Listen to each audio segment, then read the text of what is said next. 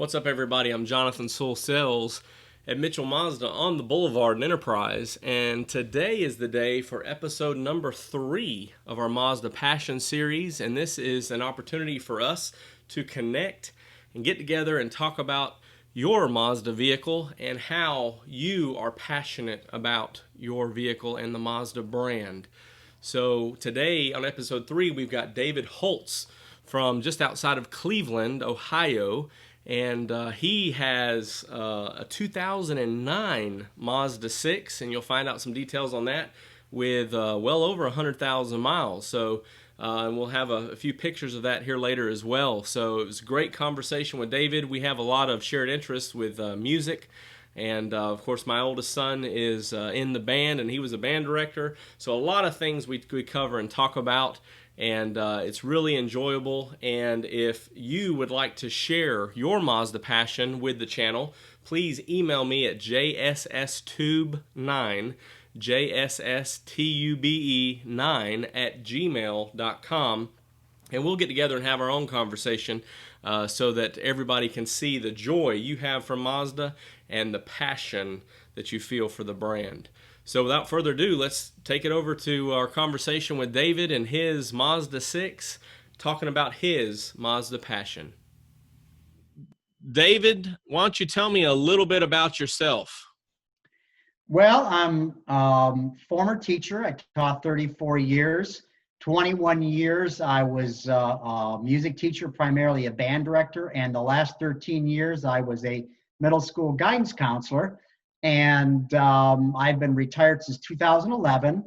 I live in Northeast Ohio. We are in a suburb of Cleveland, Ohio, and near the lake. And I'm married, and we don't have any children. I have a couple brothers and a number of nieces and nephews, etc. And basically what I do, as I said, I was been retired since 2011. I got involved with a local metro park system. It's called the Lake County Metro Parks in a variety of capacities. And I'm volunteering for them. And even now with the COVID, I am driving a mail van on Monday mornings. I drive about 4 hours, 93 miles. So it's ironic that I like to drive. And so I'm driving a mail van. And I also play in an 18-piece big band that plays music of the Glenn Miller style, the big band era. Awesome. And I play in the band, and I also direct the band. And unfortunately, we're not playing now because of the coronavirus, but we have played a lot of gigs, especially in the summertime, for outdoor park concert types of things. That's cool. And you didn't mention that earlier, but my oldest son is in the high school band. And I grew up more in the choir scenario in my history, so this is all kind of new to me. But if you're anything like his band directors that he's had, I'm sure you play like a dozen instruments. Well, you kind of have to. Ironically, my major instrument in college was the viola, so viola and violin and strings were my major instrument. I also played trombone in high school as well. And when you go to college to be a music teacher, you do have to take methods classes, which basically helps to teach you the fundamentals of all of the instruments that are out there. And you have to play a certain number of them as well. And I actually play bass guitar in this big band, and I just basically picked that up for fun. And with my string background, it's been easy to do, and I enjoy doing it. So yeah, that's awesome. My son plays trumpet, but years ago, before the band thing came along, he took piano lessons, and I think that's really, other than doing marching band, piano is kind of his passion. So we're going to try to get him back going with that once he settles down with some of his other sports and other things. well, the trumpet will help him to be able to participate in more performance groups like bands or whatever. The piano, certainly you can do a lot on your own, or maybe he would get involved in the band in that capacity, or helping accompany choirs or other soloists. So piano is always a good thing to have, no matter what other instrument you play. So Absolutely. I told him, and we haven't got there yet, but I'm a big Beatles fan. So I've always wanted to learn Imagine and Maybe I'm Amazed, and Let It Be, and a few other things on the piano. And so during kind of the quarantine time, I picked up the guitar and learned Let It Be, and he tried to play it on the piano to get together a little bit. And so that was kind of one of those things that I kind of instilled in them the love for the Beatles. So we're all kind of in there, I guess, a little bit. Well, that's good. That's a good musical choice. Yeah, we're always singing around and doing different things. So it's good that he's there with the keyboard and piano to pick up a few things. And we're trying to get my 11-year-old to do the drums, and I play guitar, so we can pick up a little 3-piece, 4-piece, and kind of go from there. Oh, that'd be fun. Yeah, it was definitely fun. With them being at home in the spring, they've been back at school this fall, but when they were at home in the spring, it kind of gave us all something to do when we were around for a little bit. Absolutely. Well, let's jump into these Mazda questions. All right. So, what are you currently driving? Right now, I have a 2009 Mazda 6 Grand Touring in Sangria Red with 170,400 and change in the mileage. Oh, that's awesome. Red's actually my favorite color. So I've probably seen the Sangria, but I can't recall it off the top of my head. But I know it's beautiful if it's Mazda for sure. Well, the new Mazda Red is really striking, and mine is similar shade, but maybe a little bit bleached out because of the the years and the washing and so forth. But both good colors. Well, was this your first Mazda? Yes, it was. Okay. I've been fortunate to drive a lot of great cars, but this was my first Mazda. Yes. Awesome. Well, what were you driving before, or were you just a little bit of everything? I drove, my first car was a 76 Cutlass Supreme, and that was a really nice car. And then I had a Oldsmobile Frenza, which was kind of like a Cavalier, that sort of smaller size. And then I took advantage of, my father was a retired Ford employee. He actually worked in the engine plant 2 on Brook Park in Cleveland, where I think they built the infamous 351 Cleveland engine. Okay. He worked there as a machine repair. So I used a Z plan and got an 88 Thunderbird, a 94 Thunderbird, and a 2002 Mercury Sable, which was the last car I had right before I got the Mazda 6. Awesome. Well, that's quite a diverse background there, and I'm sure those Thunderbirds were pretty fun to drive. They were fun, yes. Well, what first drew you to the Mazda brand? Well, interestingly enough, in the spring of 2009, I was beginning to explore a new car. I usually go about 6 or 7 years typically, and then I get the itch for something new. So I was looking at a lot of things, and I drove the Accords, the Camrys, the Malibus, and things in that basic frame.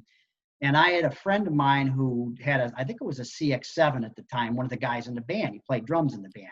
And he said, have you driven a Mazda? And I said, no, I haven't tried one yet. And he had one. His wife had a VW, which the dealership that I went to was a Mazda VW dealership.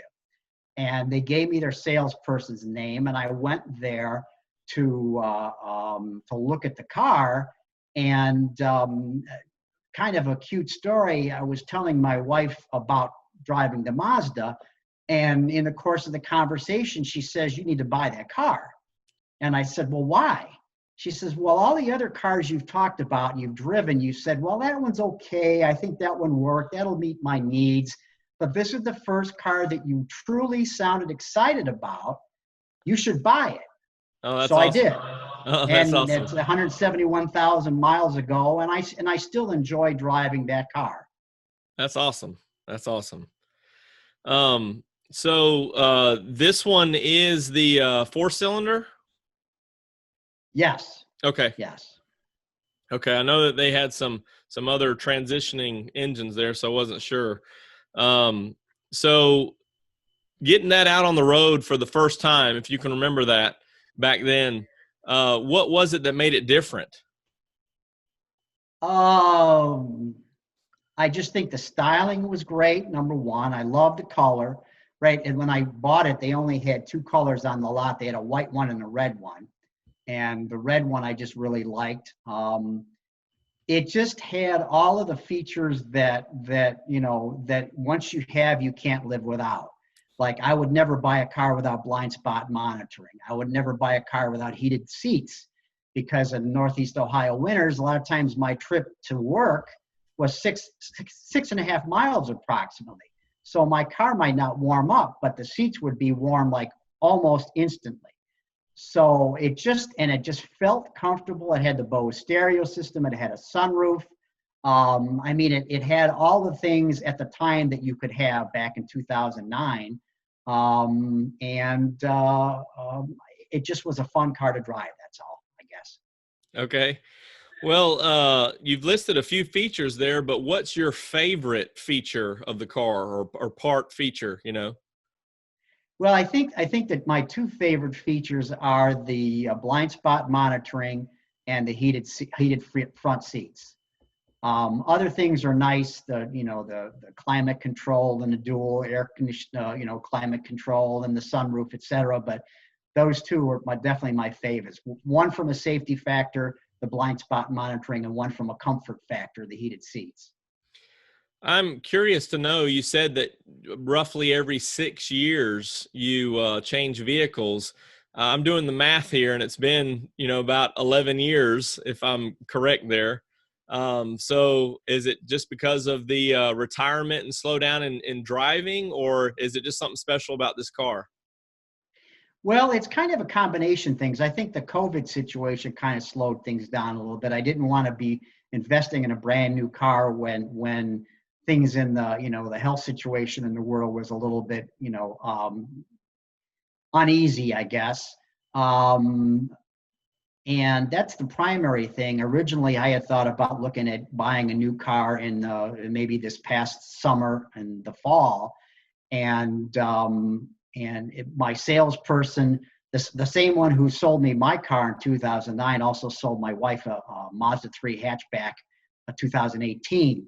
And she's been kind of on a sabbatical a little bit from work. So because otherwise she'd be calling me every 3 months or 6 months to say, okay, what time or when are you going to go out and buy one? So, right. And I also was planning on going to the auto show in Cleveland this February and test driving a few things so that I wouldn't annoy my salespeople. And unfortunately, this year the auto show didn't have their test drives that they usually had. Usually you could go and you could drive whatever you wanted in the Mazda area. And this year they didn't have any of them available. And I'm told it was one of the reasons they did is because they were trying to save a little bit of money with the new Toyota factory venture. And I believe it's in Alabama. So they kind of were cutting back in some other areas. So, because I was going to drive a CX-30, a CX-5, et cetera, to kind of narrow my search a little bit. Right. Well, describe the typical driving day for you. Kind of now that I'm retired, I guess there is no typical driving day. Usually, I've been going a lot to local parks to walk and hike for exercise and to keep myself sane with, trying to stay home and behave myself. My wife is still working and she's working from home. So I kind of want to get out of the house so that I'm not bothering her, even though the room we have is perfect. It's kind of a back room where she's sort of isolated there and has, and I can not disturb her very easily. But and then going to the store for groceries if we need it, or just to go for a drive if I feel like doing that. So not exactly a typical day. Right. Well, it's still fun to have options. Oh yeah, absolutely. What connectivity features do you use? Do you prefer CD player? Do you listen to the radio? Just what do you feel? Do you hook up a phone nowadays? What options do you use? I do have an Apple iPhone, so I am connected with Bluetooth and the Apple CarPlay. I do like the fact that I do have a CD player, and I'm a little disappointed that the newer cars tend not to have them anymore. mean, I know enough about technology that I could, connect my stick or whatever to play whatever music I like, but I much prefer the CD. And we do have a Sirius XM All Access package with my wife's cars, so I'm able to basically cast that from my phone to the stereo in my car. So I don't have a subscription anymore in my car. I just use that as if I want to listen to music or listen to a baseball or football game or something of that nature. Right. Now, do you prefer CDs because of the quality, or is it just more convenience of having those from years past? I would say convenience, and I have a ton of CDs. Being a musician, I've got a ton of CDs. Right. So, for me to convert all of that stuff to a format I could use in a new car that doesn't have a CD player would be complicated, difficult. I bet so. Mazda says that they improve the lives of drivers by creating a better vehicle. How is this a better vehicle for you than maybe what you've driven in the past?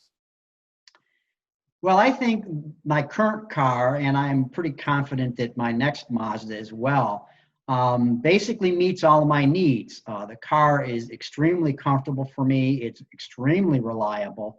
I still think it's stylish, and I also think it's a safe car to drive. So for all of those reasons, I've been very, very happy with the Mazda product.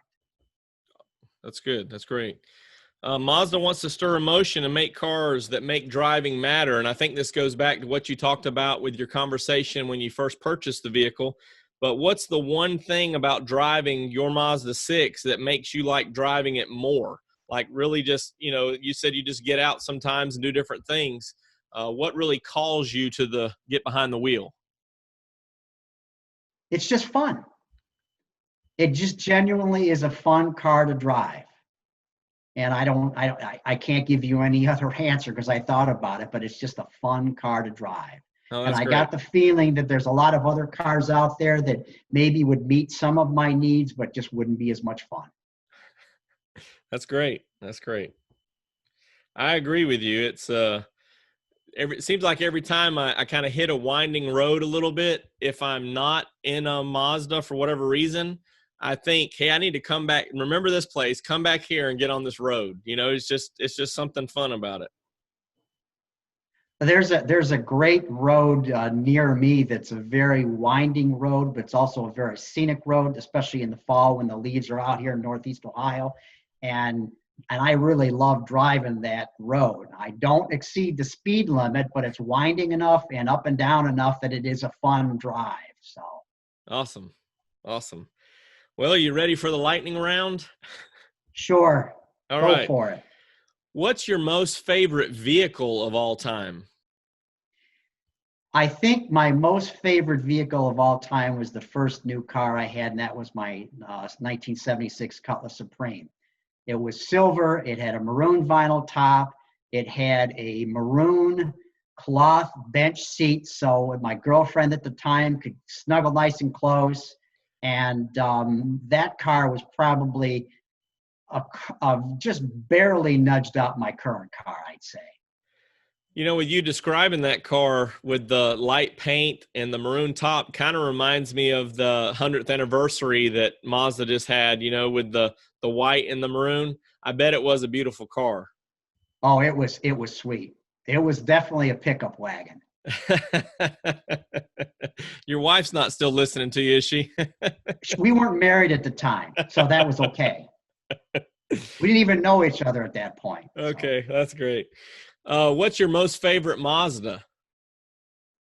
The one I have now. Okay.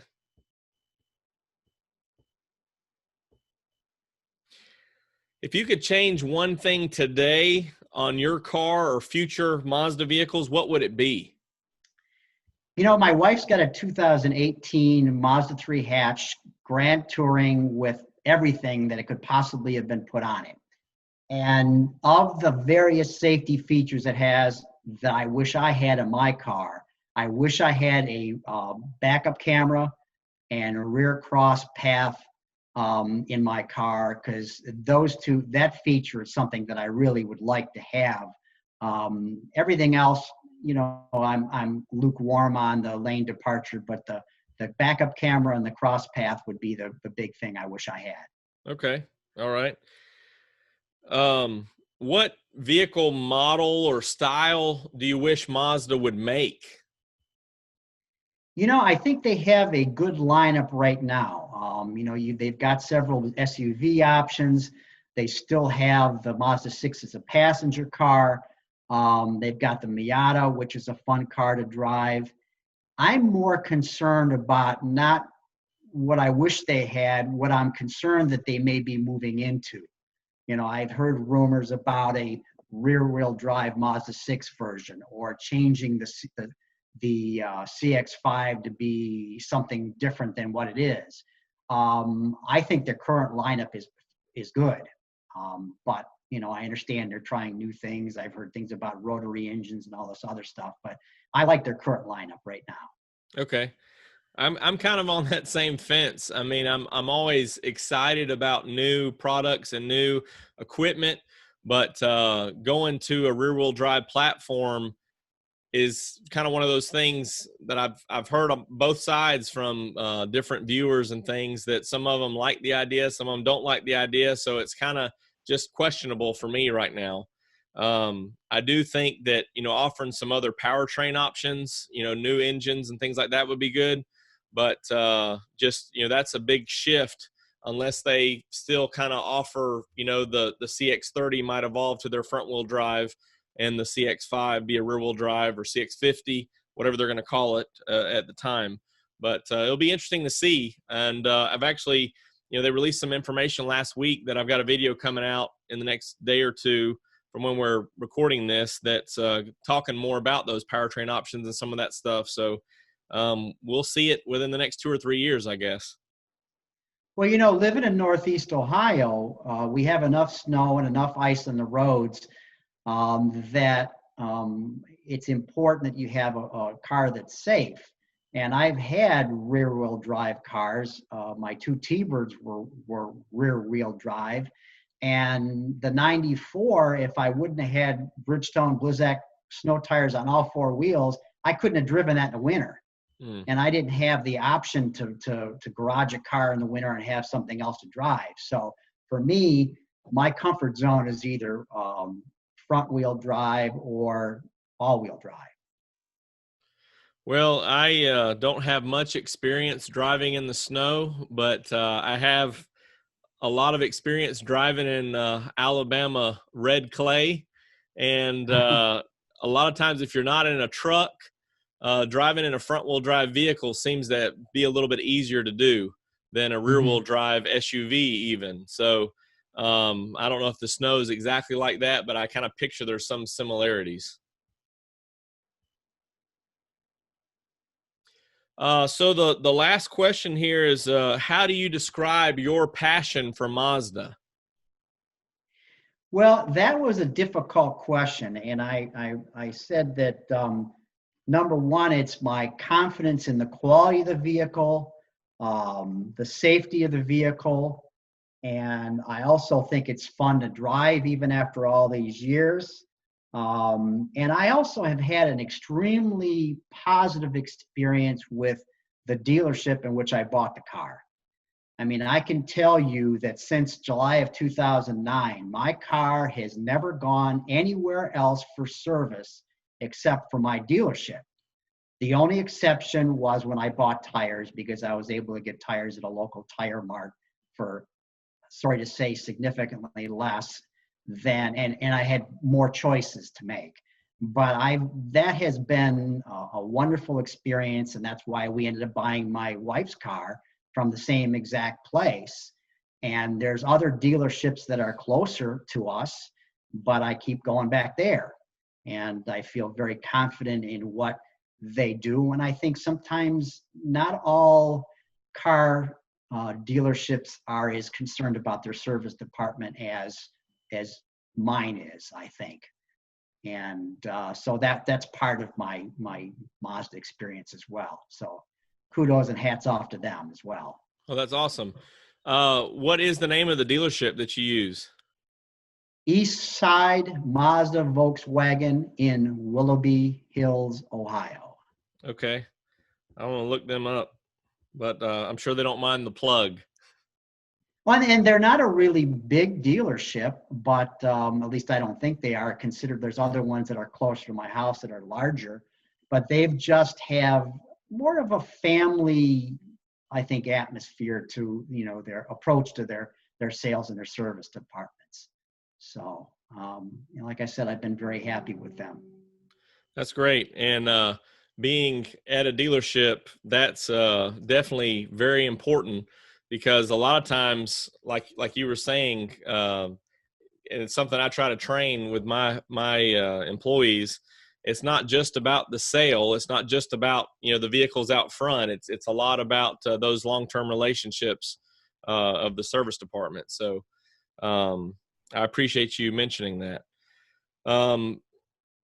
That's all the questions I have here for the lightning round. I'm kind of going to put you on the spot. Is there anything else that you feel you need to mention about your Mazda 6 before we conclude our time here?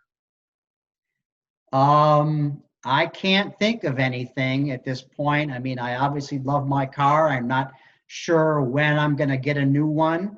And quite honestly, I'm not sure what I'm going to get, but I'm leaning towards either a CX-30 or a CX-5. And the CX-5 mainly because I need some room for some of my band equipment. And I think the CX-30 might be a little small for my needs.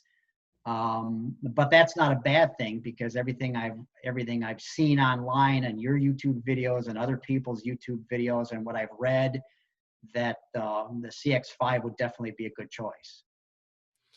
Yeah, you can't go wrong with either one of those right now. The CX-30 I know is relatively new and it's been very impressive.